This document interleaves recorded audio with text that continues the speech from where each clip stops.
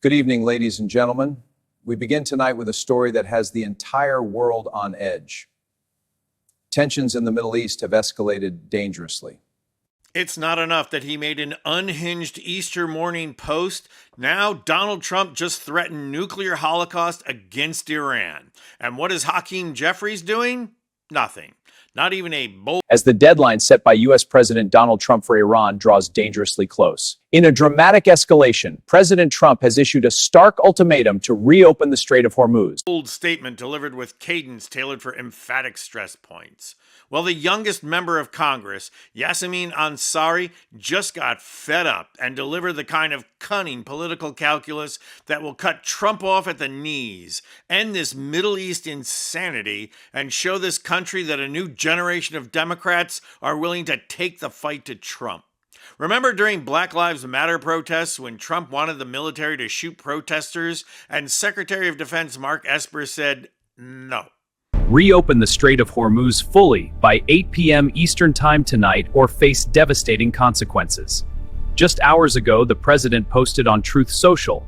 Well, she may not have been in Congress when that happened, but Yasemin Ansari does. And the lesson she learned, and Hakeem Jeffries didn't, is that taking out Trump's yes men is the fastest way to take out Trump. So today, the youngest member of Congress is filing to impeach Hegseth, and she's the perfect member to do so.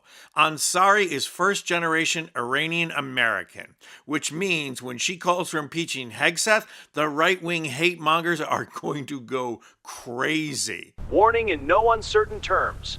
A whole civilization will die tonight, never to be brought back again. But as an Iranian American, if she's not going to stand up to Trump and Hegseth, then she can't expect others to. So she is taking the fight to Hegseth, who is imminently impeachable. Watch this. What we have seen out of the Trump administration over this weekend has been absolutely horrifying and gut-wrenching. The threats against Iranian civilian infrastructure and the entire country of Iran are unreal and apocalyptic.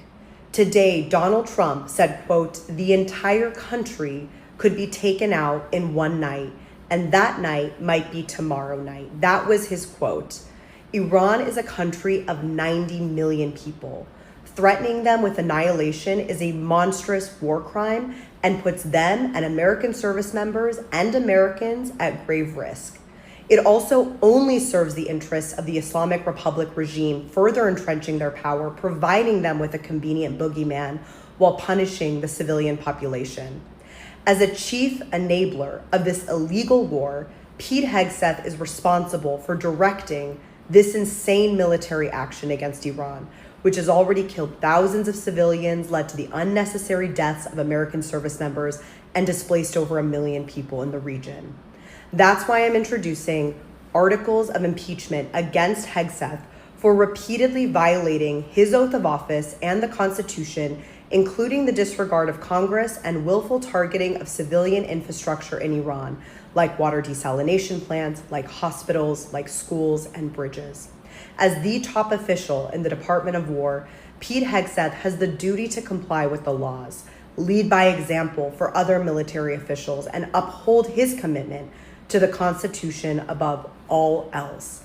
He has done none of that. Instead, he has trampled on the most fundamental principles upon which the United States was founded upon, including the separation of powers, congressional oversight, and respect for the rule of law. I don't want that to happen, but it probably will.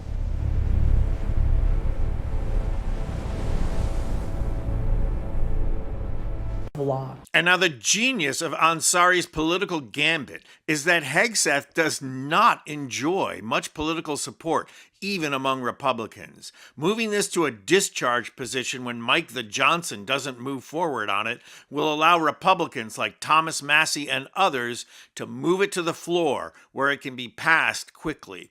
And the real genius of the move is that Republicans put a stop to conducting the Iran war, which is not popular with MAGA, without having to vote directly against Trump.